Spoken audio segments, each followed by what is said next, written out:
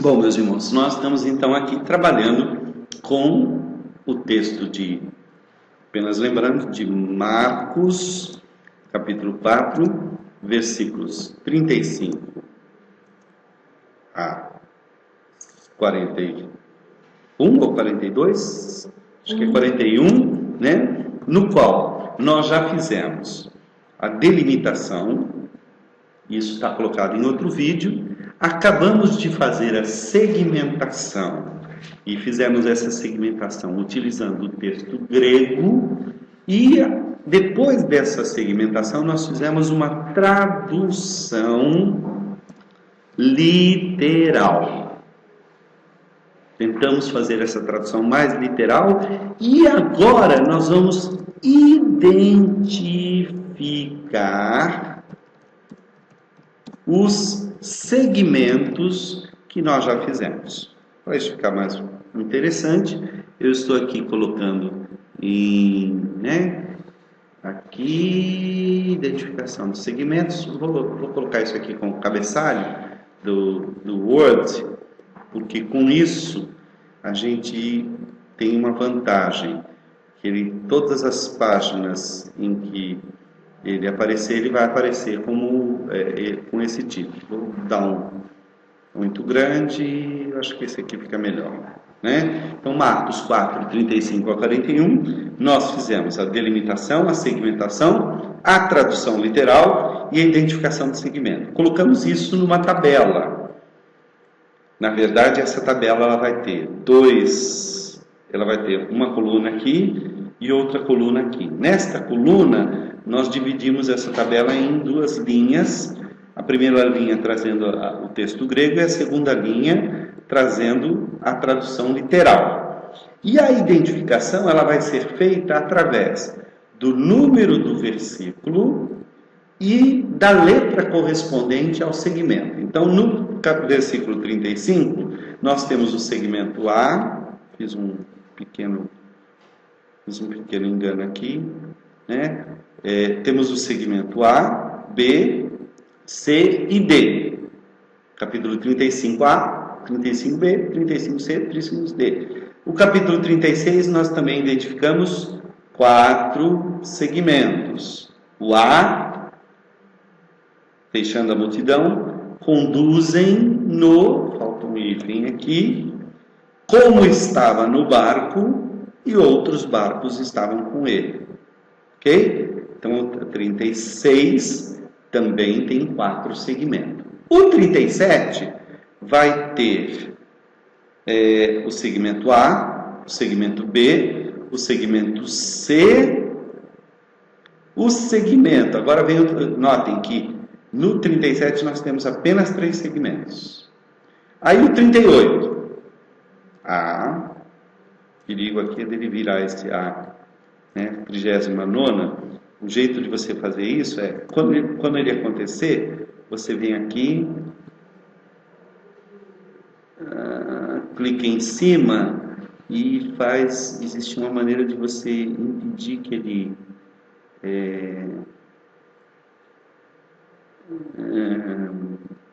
tem uma maneira de você fazê-lo voltar. Mas quando você faz 38D, ele volta automaticamente? Não necessariamente. O ideal de fazer sim, mas é porque eu tinha feito outra coisa ali. O ideal é simplesmente, ao invés de dar um Enter, a gente ir com a seta para baixo e seta para cima, né? Aí vai ser 38A, 38B, 38C, né? E aí acaba o capítulo 38, acaba, né? Versículo 38, desculpem. Não acaba, ele continua. E levantando 38D, levantaram-no, egeirosim é despertar, ressuscitar. Então a palavra mais neutra que serve para os dois é levantar. Levantaram Jesus. A gente usa isso, né? Fulano, que hora você levantou hoje? Né? Ou então, tu que dormas, levanta-te dentre os mortos e Cristo te iluminará. Levanta-te é a palavra egueiro aí, ok? É o verbo egueiro. D, 38, F, 38, FG, olha só. BCD, não falta um E aqui, desculpem. E, F, e agora 38, F, G. Já aí vem o capítulo 39. Está vendo aqui? Versículo 39. Muito obrigado. Letra A. 39. B. 39. C. 39. D. 39. E. 39. E. F. F. E 39. G. Isso mesmo? 39 vai até o G. É isso mesmo. Agora 38 vai até o F. Só até o F? Deixa eu ver aqui, pode ser que eu tenha me enganado aqui, esquecido. Não, vamos ver, pode ser que eu tenha errado aqui. A, B, C, D, E, F, que é o mestre, e a pergunta G. É isso mesmo? Como é que... O E está como mestre. Ah, ok. A, B, C, D, fica quieto, Monan. A, B, C, D...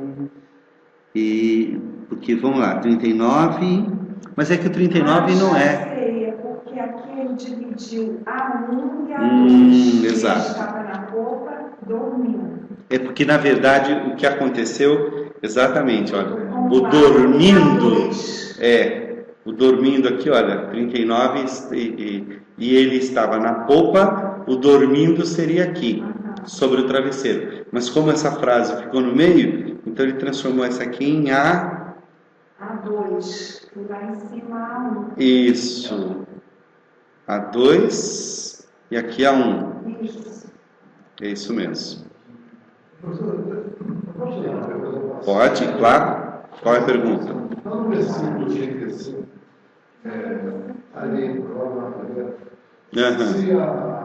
se for fazer a tradução literal, na equivalência formal. Qual é o versículo? Desculpe, qual é o versículo? No primeiro versículo. No primeiro versículo. Ali não ficaria dentro da leitura de formal, disse a eles, não ficaria Sim. Vamos lembrar de uma coisa importante. O pronome lhes equivale em português a eles. Então, disse-lhes é a mesma coisa que dizer disse a eles. Essa é a sua dúvida? Qualquer uma das duas traduções estão corretas. A gente sempre aprende a compartilhar. Exato. Eu prefiro colocar disse-lhes, porque o altois é uma palavra só. Se fosse duas, eu preferia disse a eles. Porque aí o a faz ele ressalta a presença de uma preposição que não existe no grego. O que nós temos aqui é o caso dativo, que é uma espécie de objeto indireto já natural. Ele não precisa necessariamente da preposição. A preposição pode ser colocada como reforço, mas o próprio dativo já... É que eu esqueci do lance desse coletivo. Exatamente.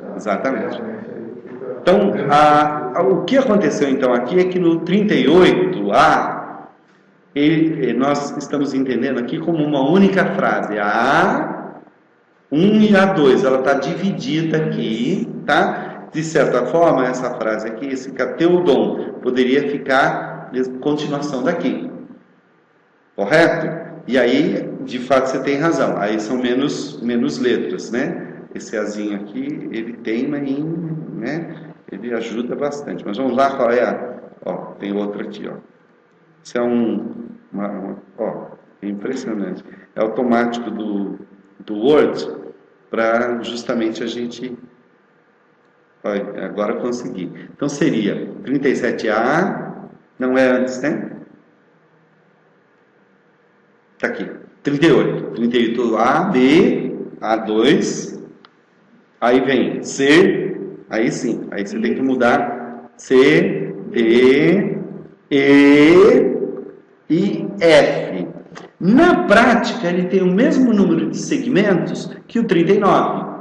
Só que, no caso do 38, até é para se perguntar, isso é uma pergunta posterior, mas será que Marcos, ao escrever, não preferiu colocar esse verbo dessa maneira para justamente ficar simétrico?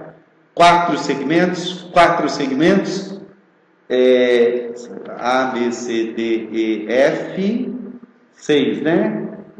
6, G. Então, 7 segmentos. Olha só, 4, 7. Agora, vamos lembrar de uma coisa importante.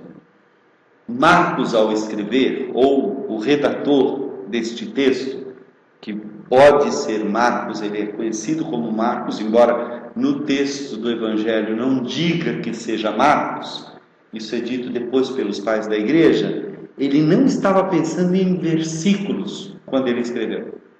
Esses versículos foram acrescentados 1.100, 1.300, 1.400 anos depois. Eles foram divididos em versículos.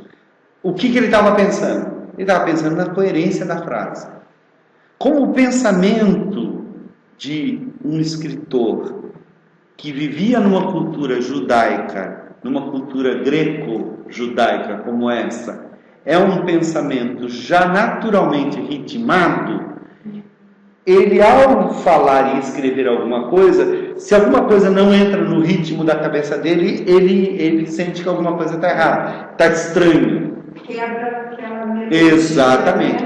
Por exemplo, vamos dizer um poeta português que está acostumado a fazer todos os poemas que ele faz em forma de soneto, que são 2 quartetos, 1, 2 e 2 tercetos. Normalmente, A, B é a rima, A, B, e aí A, B, não, seria C, D. Isso já na pessoa que só escreve em sonetos, pega, por exemplo, um brasileiro que escreve muitos sonetos, por exemplo, é o Vinícius de Moraes. Vinícius de Moraes tem uma coleção enorme de sonetos. Se ele for escrever um soneto e a frase não couber dentro daquela estrutura que já está na cabeça dele, ele vai dar um jeito da frase fazer caber. Por quê? Porque a estrutura de pensamento dele é aquela. É essa estrutura de pensamento de Marcos, ou do redator de Marcos, que nós estamos tentando identificar ao fazer a segmentação. Ok? Esta é a principal vantagem de se fazer uma segmentação. Não é um exercício simplesmente, que bacaninha, olha que coisa bonitinha e tal. Não. Nós estamos tentando descobrir qual é a estrutura de pensamento do redator do texto. Que no caso aqui nós estamos trabalhando com uma exegese um pouco mais adiantada. Nós estamos imaginando que o redator pode não ser o autor.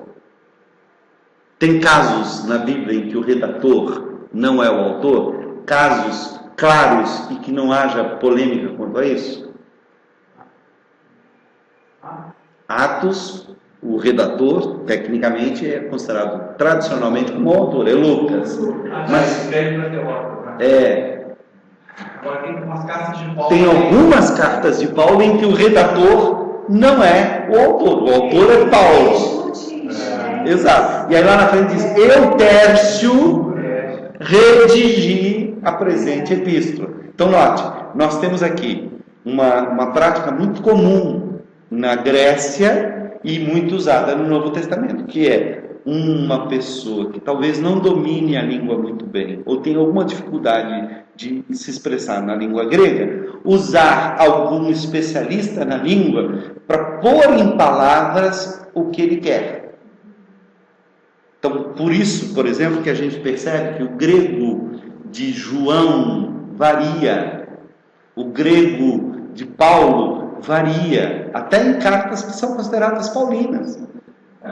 O de Lucas ele é mais rico, né? Exatamente.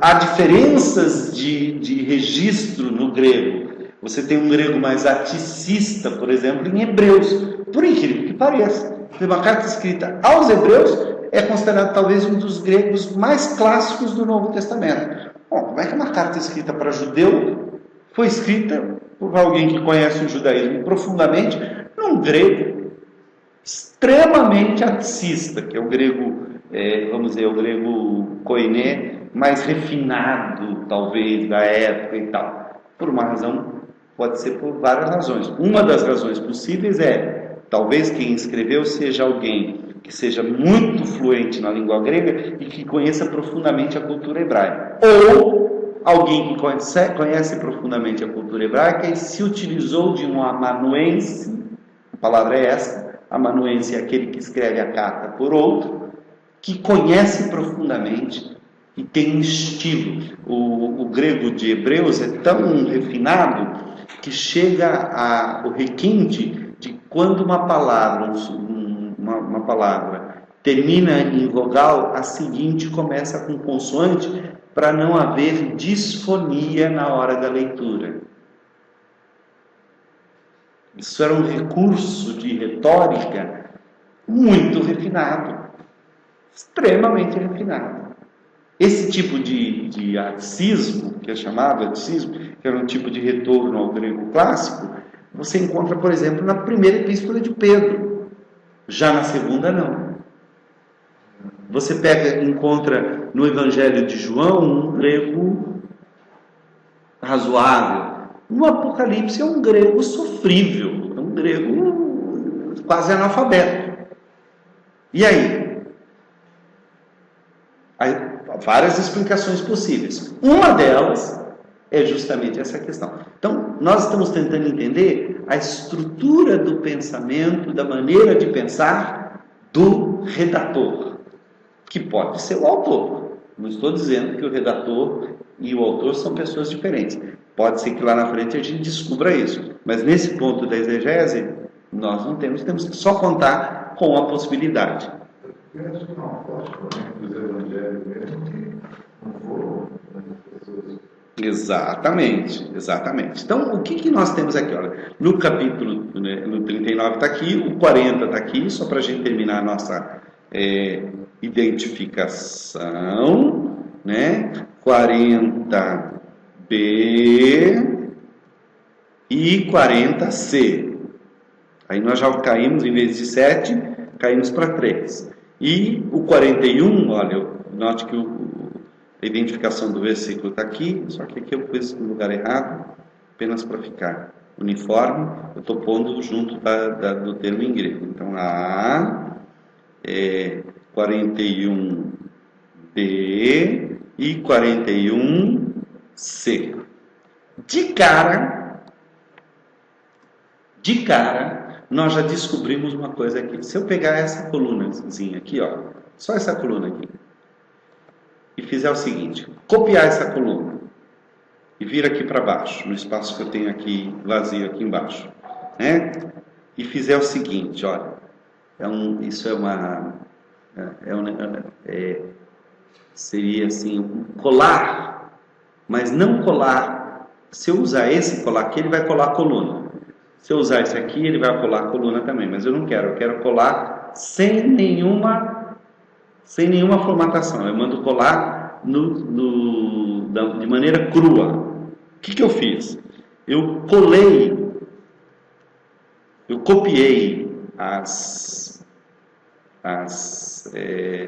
os nomes que eu dei à segmentação, eu copiei aqui. Ficou um negócio estranho, né? Por que eu fiz isso? Deixa eu mostrar para vocês por que eu fiz isso. Primeiro eu vou tirar os espaços que estão aqui. Isso é só uma questão de me ajudar no trabalho e eu estou mostrando como é que eu faço quando eu faço uma exegese. Então, estão percebendo que tem um espaçozinho aí inconveniente entre as coisas. E o que eu faço? Eu tenho que tirá-los. E vocês notaram também que aquilo que eu tinha colocado subscrito, que é o 1 e o 2 ali, ele voltou ao normal, né? Ele voltou ao número normal. Então eu vou ter que consertar isso. Deixa eu fazer isso rápido para esse espaçozinho inconveniente aí no meio é porque este meu parágrafo aqui está programado para deixar um espaço após cada parágrafo. Então agora eu venho aqui, ó, pego aqui, volto aqui, tudo, ok, e venho nesse íconezinho aqui e mando remover os espaços depois do parágrafo. Ok? Estamos aproveitando tendo aula de exegese e de Word. Tá? O Azinho aqui eu tenho que consertar, esse bendito A, né? Tem um outro aqui, que é esse umzinho aqui, eu tenho que fazê-lo virar subscrito, que é isso que eu quero. Eu quero ele como duas, na verdade são dois segmentos, é um segmento dividido em dois pedaços, né? Aí tem mais algum A aqui que precisa ser consertado? Não, todos os outros estão certinhos, né? Ficou estranho aqui, mas vamos fazer o seguinte. Eu vou botar isso aqui tudo. Opa, errei. Vou pôr ele todo na página seguinte. Aqui. Isso.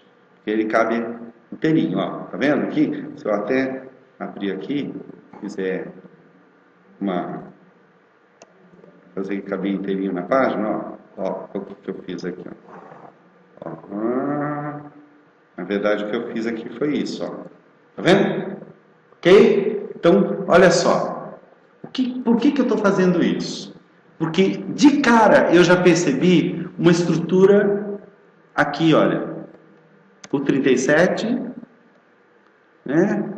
O 37 ABC, 38 A, B, A2, C, D, 39, 40, e 41. Olha o que eu descobri aqui, e aí vamos aprender a brincar um pouquinho mais com o Word. Vamos usar aqui uns recursos interessantes que o Word tem, que é você inserir formas. Você pode inserir um colchete aqui. Ó, o primeiro colchete eu coloco aqui. Tá vendo? Posso, de novo, o chato é que tem que fazer a mesma coisa toda vez. Né? O segundo colchete aqui.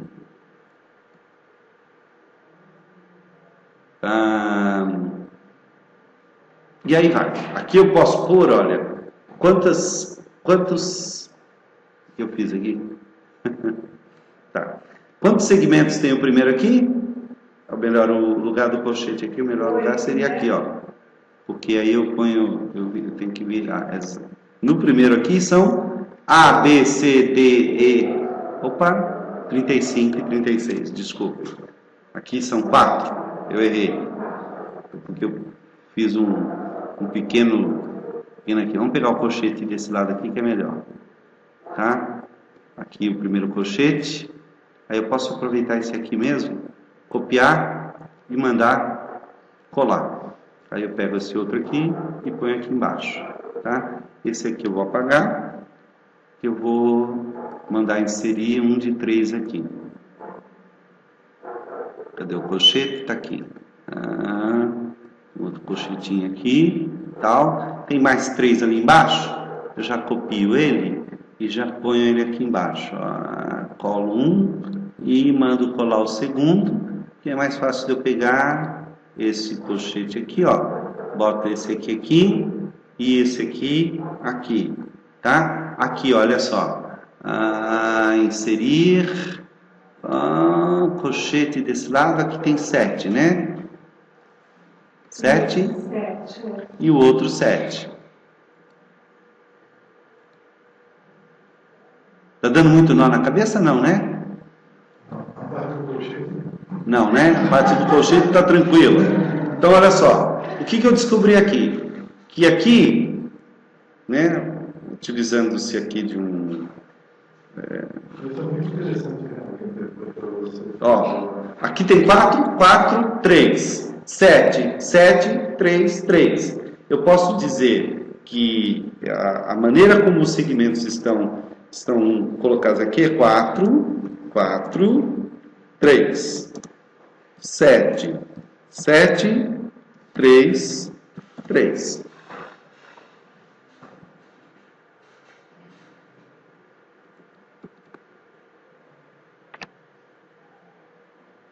Qual a importância disso? Não sei, mas é interessante. Nós vamos descobrir se tem importância ou não, lá na frente. Ok? Então, voltando aqui, com essa diferenciação que eu fiz aqui, eu posso também pegar aqui a minha tabelinha e fazer o seguinte. Notem, agora, nós estamos, depois que nós identificamos os segmentos, tá? Vamos colocar aqui o próximo passo, que seria o quê? A descoberta das estruturas.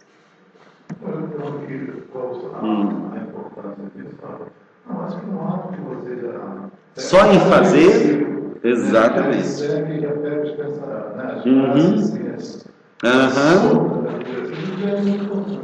Notem, isso que você falou é importante. Notem os passos que nós já demos aqui no trabalho com esse texto. Vamos lembrar aqui dos passos que nós já demos, tá? Vou aproveitar esse espaço, porque isso aqui é a minha folha de trabalho, tá? Isso aqui é quase como uma folha de rascunho, eu estou usando isso aqui apenas aproveitando os recursos que o Word me oferece para trabalhar com o texto e ter uma espécie de... e depois isso tudo ficar registrado. Para eu não ter isso num papel guardado, eu posso fazer isso tudo na mão, não tem problema. Mas fazendo no computador, isso já fica guardado e tal, tem uma série de vantagens em fazer dessa maneira. Então, vamos entender quais os passos que nós já demos aqui no trabalho desse texto. Então, passos exegéticos, né?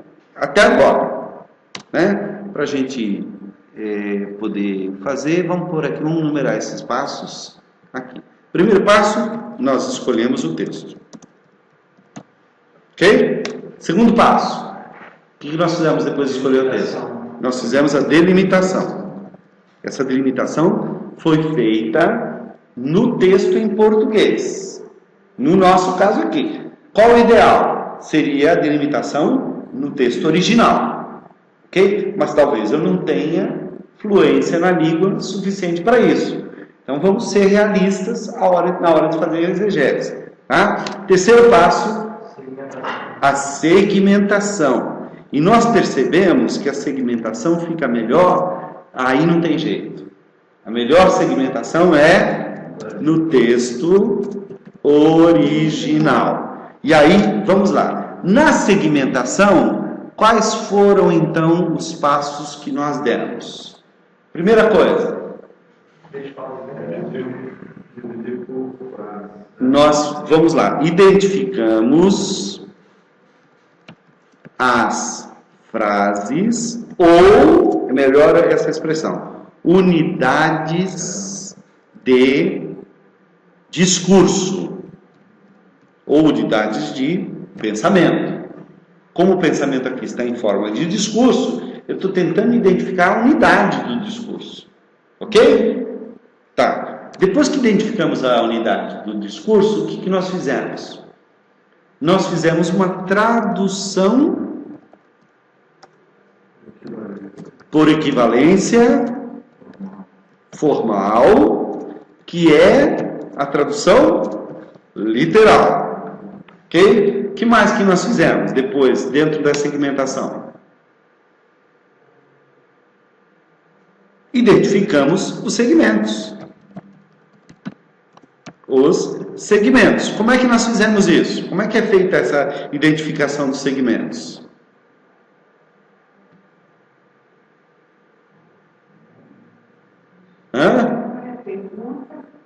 Nós identificamos os segmentos. Como é que isso foi feito? Pegamos o número do versículo, ok? E a cada número, a cada segmento, nós atribuímos uma letra. Esse é o jeito, é o único jeito de fazer? Não, mas é o jeito consagrado.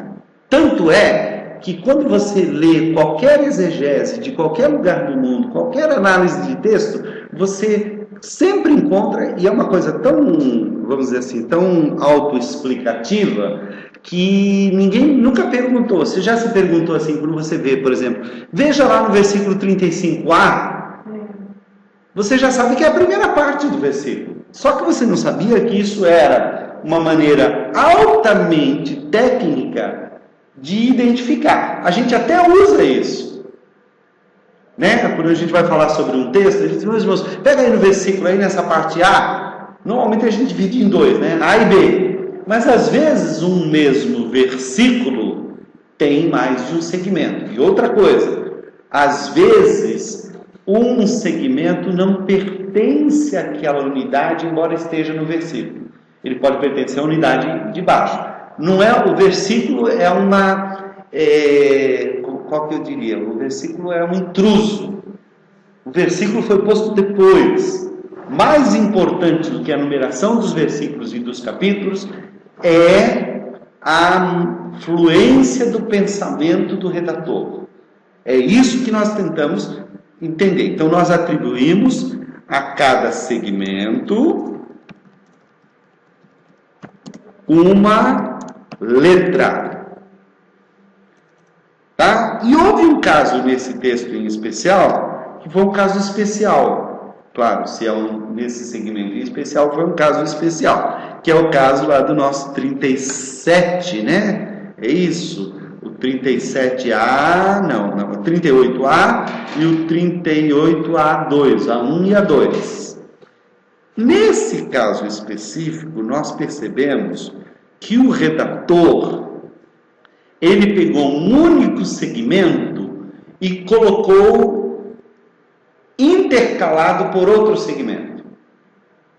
Então vamos lá. No caso de segmentos intercalados, quer dizer, o segmento começa num lugar, tem um segmento logo em seguida e o segmento continua no outro local, identificamos as duas partes do segmento por um índice, que é A1, A2. Poderia ser A',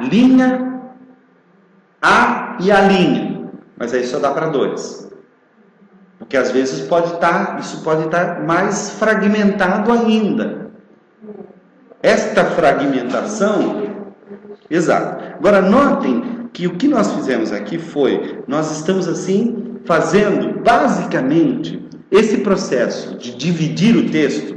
Nós pegamos um texto grande, que é o texto do Novo Testamento. Escolhemos um livro do Novo Testamento.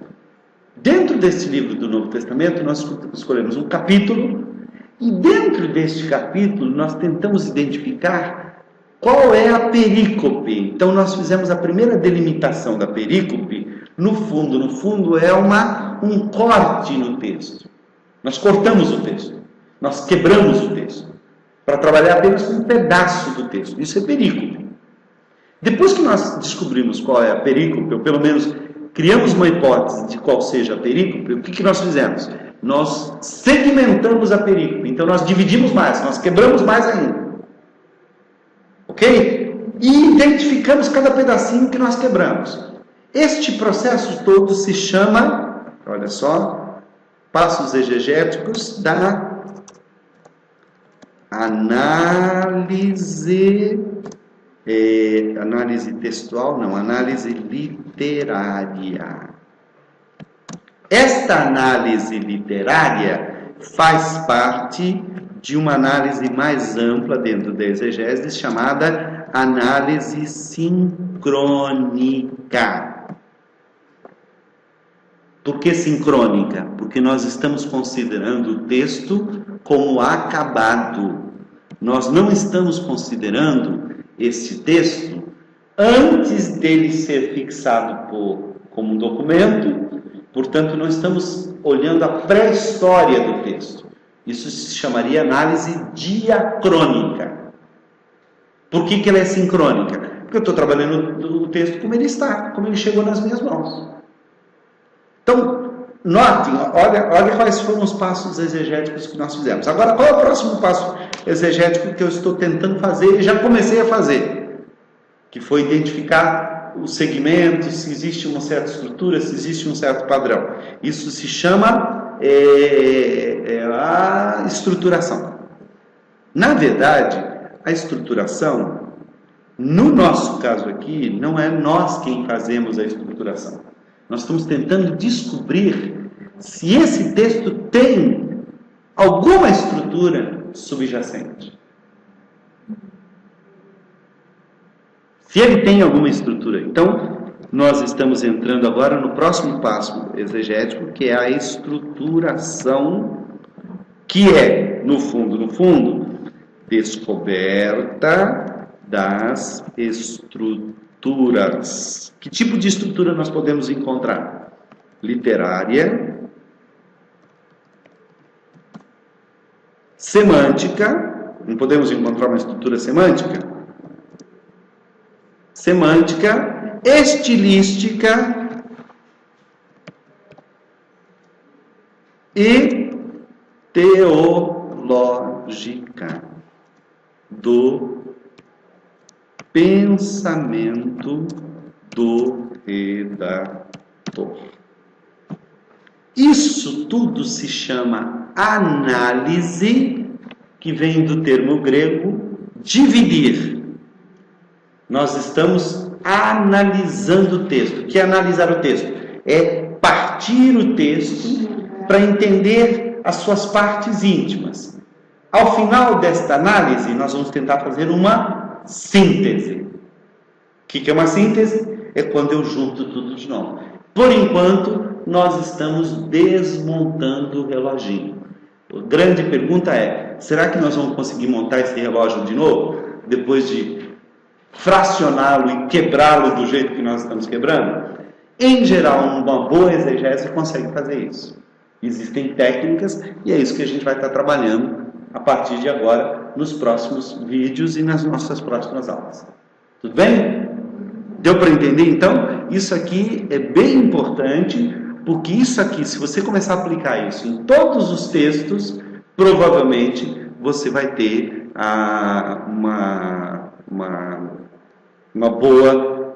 um bom trabalho disso, né? Lembra que essa tradução por equivalência formal, ela está aqui no nosso caso, mas ela poderia já estar aqui, ó. Eu recomendo que a primeira coisa que se faça, antes de fazer delimitação até, é uma tradução. Nós fizemos depois, porque nós começamos a trabalhar o texto em português, depois fomos tentando identificar por uma tradução já existente e tal. Por quê? Porque nós não temos uma fluência total. Estamos trabalhando com a hipótese, não temos uma boa fluência no grego. Mas, o que você deve buscar é, primeiro traduz o texto. E depois vamos fazer. Pois não? A ferramenta da tradução do texto, isso mais indica o quê? É o logos, Tá. Isso é uma boa pergunta. Você está perguntando qual é a melhor ferramenta para traduzir o texto. Se é o Logos, se é o Bibleworks, se é o Libronics, se é o The Word e tal. Eu vou dizer para você, a melhor ferramenta para você traduzir o texto é o seu conhecimento do grego e o estudo do grego que você fez. As outras podem te ajudar e podem te atrapalhar. Então, a melhor coisa é Não tem jeito. Quer fazer exegese do Novo Testamento? Vai ter que estudar grego. É claro que o BibleWorks ajuda muito, o Libronics ajuda muito, o Logos Bible ajuda muito, o Eastword ajuda muito, o grego analítico ajuda muito, os dicionários em livros e tal, aquele grego dicionário, melhor, texto grego interlinear, tudo isso ajuda. Tudo isso ajuda. Mas não vai adiantar nada se você não souber o grego. Porque não tem jeito, tem que saber o grego. É claro que com isso a gente vai aprendendo, não se espera que primeiro você seja expert em grego para começar a fazer exegese. À medida em que você vai fazendo exegese, você vai aprendendo e vai tendo e tal. Sobre essas ferramentas, eu falo em outros vídeos, eu falo em outras coisas, e a gente vai ter a possibilidade de analisar como fazer a tradução em várias ferramentas. Eu vou reservar uma aula só para isso, para a gente poder ver. Todas elas são boas. Fazer a tradução com o BibleWorks é muito gostoso, é muito legal, mas você tem que saber inglês. Fazer a tradução com o Libronics, você não precisa saber inglês. Ele te ajuda porque ele está todo em português. Fazer a tradução com o Logos Bible, você tem que saber um pouquinho de inglês e às vezes muito inglês. O Eastword, que é uma ferramenta grátis, gratuita que nós temos na internet, também, deixa eu colocar os nomes aqui, porque aí fica registrado para que todos vejam quais são as ferramentas. Deixa eu tirar aqui a tal, ferramentas bíblicas. Tá? Vamos colocar aqui as pagas, né? As que você tem que pagar. Então, as mais conhecidas. BibleWorks, ok? Que você pode encontrar na BibleWorks.com, custa cerca de $400, ok? Ah, mas é caro, né? É porque tem trabalho aí de eruditos e existe muito trabalho aí nesse processo, tá? Desculpem aqui, deixa eu só fazer uma coisa aqui. Então, BibleWorks é uma delas. Outra também estrangeira, que é a Logos Bible. É praticamente uma biblioteca bíblica. Você vai encontrar no site logos.com. Ok? Libronics. Essa é uma ferramenta também chamada de Biblioteca Digital da Bíblia. É vendida pela Sociedade Bíblica do Brasil. Deixa eu corrigir aqui. Este Libronics é uma tradução de uma versão antiga do Logos Bible. Então, as duas estão intimamente ligadas. E você pode encontrar no seguinte site, sbb.com.br. Qual a vantagem dessa? A interface dela está em português. Tem muito material em português, mas os livros mais usados e tal, não tem jeito, estão em inglês. Outra coisa importante sobre essa Libronics, que eu acho que vale a pena pensar, é que ela está na SBB e tal, Libronics, o preço dela é barato. Por exemplo, a Logos Bible, você pode pagar até $5.000 por ele, dependendo do tamanho da biblioteca que você compra. No caso da Sociedade da Biblioteca Digital, da Libronics, existem duas versões em português. Para quem quer trabalhar com exegese, eu recomendo que compre a versão acadêmica, que é um pouquinho mais cara, cerca de R$120, R$130 mais ou menos, que é uma pichincha do tipo de ferramenta que ela é. Essas são as ferramentas pagas, ok? E aí, só tem ferramenta paga? Eu não consigo isso de graça? Consegue. As gratuitas que você encontra na internet, vou dar 2 exemplos que são bem interessantes. Uma é a Eastword. Opa, falta aqui. Seria uma espada eletrônica. A palavra significa espada eletrônica. Você vai encontrar no site eSword.com.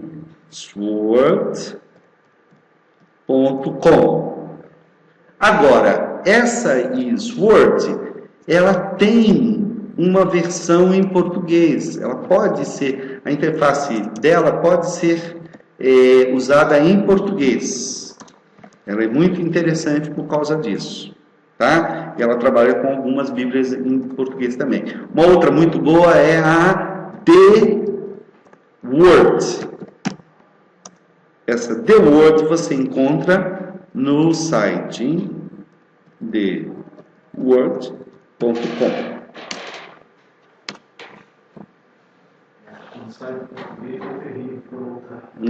Essa aqui você também pode pôr em português e tal, e é interessante porque é um português tão de Portugal, né? Que a palavra, por exemplo, layout, que aparece lá quando é traduzida para o português vira layout.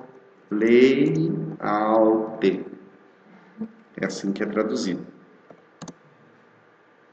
Ok? Então, qualquer dúvida, você pode procurar lá no YouTube, no meu canal, né? Então, no meu canal você vai encontrar alguns vídeos sobre isso, sobre material. Existe um outro também interessante, mas esse para exegese não é muito bom não. Esse é mais para você usar na igreja, é o Glow. O Glow é um bom programa, você encontra também na Sociedade Bíblica do Brasil, mas para exegese ele não é recomendado. Ele é um programa interessante, ele tem mapas e tal. É interessante para você fazer estudos bíblicos na igreja, mas para exegese eu não recomendarei.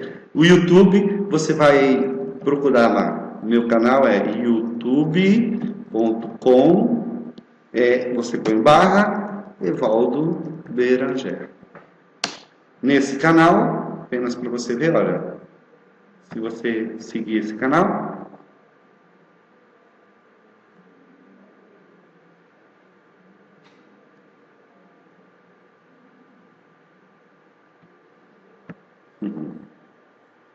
quando não funcionar, passa na máquina.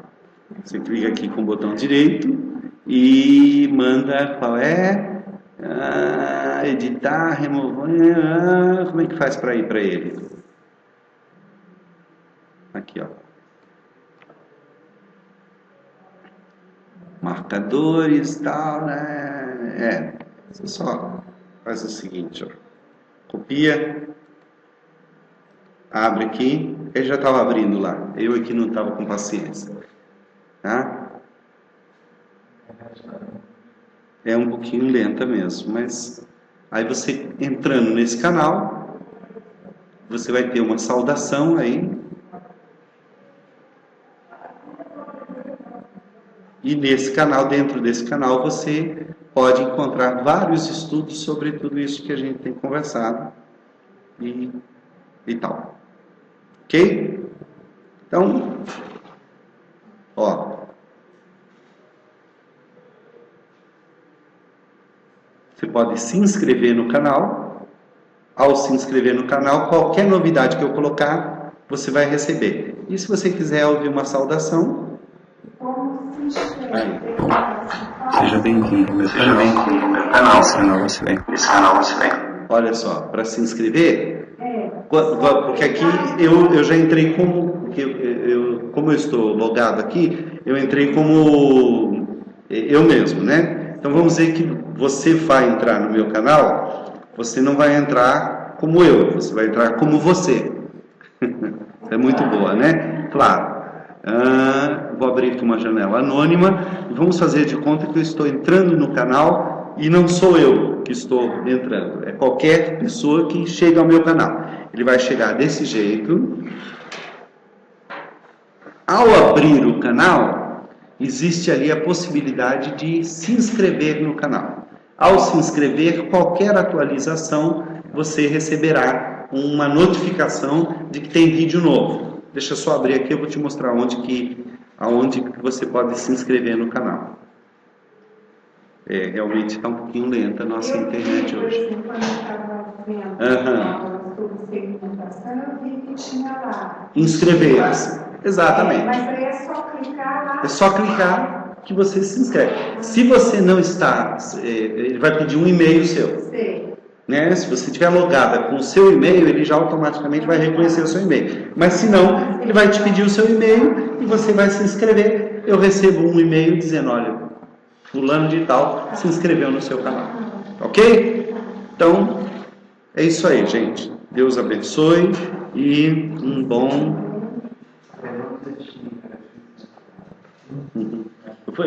Eu entrei